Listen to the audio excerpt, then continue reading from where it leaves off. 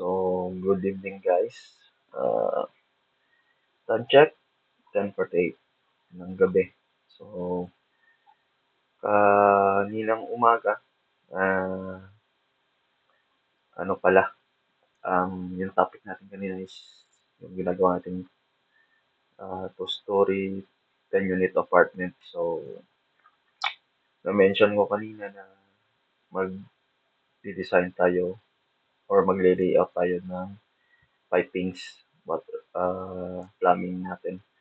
So, ngayong araw, ang this whole day, anyways, yung natapos ko na is yung nakatapos ako ng grills sa may ano natin, at saka mga maliliit na revision and these pipings, water line distribution. So, ito. As you can see, may 10 tayong submeter. So, in-arrange natin yan.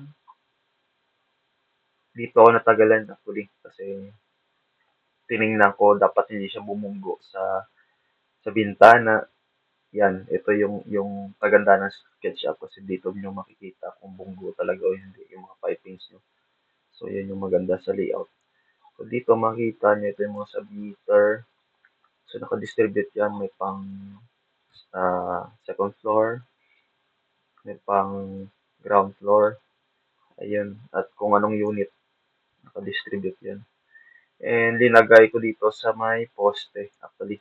Kasi plano ko rin ilagay dito mamaya yung sa ang mga sanitary natin kasi pwede natin gawa ng false column para hindi makita yung pipings, yung mga pipings natin. Pwedeng gawa ng false column to para hindi makita, parang neat or malinis tingnan. So ito na. So ito na naman yung ano natin, pang water closet, faucet, heater.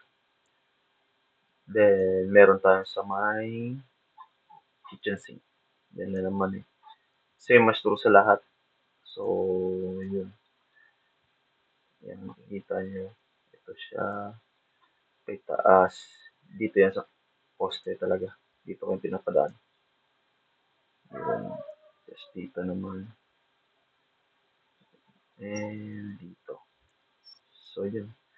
Quick review ng ating water distribution layout sa meter. Yun. So, gandang tingnan, no?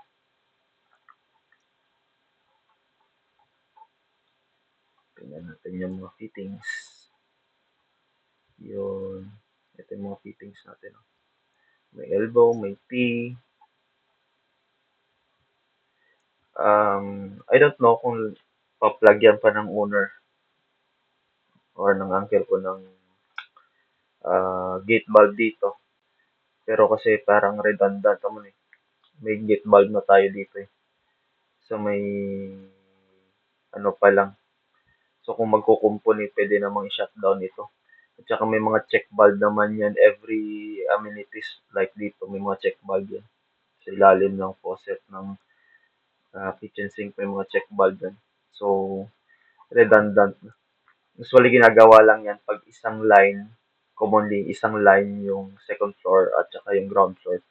So, maglalagay ka ng gate valve sa papuntang second floor kasi kung minsan may ito troubleshoot tayo na mga tawag din hindi lahat masya-shutdown mo.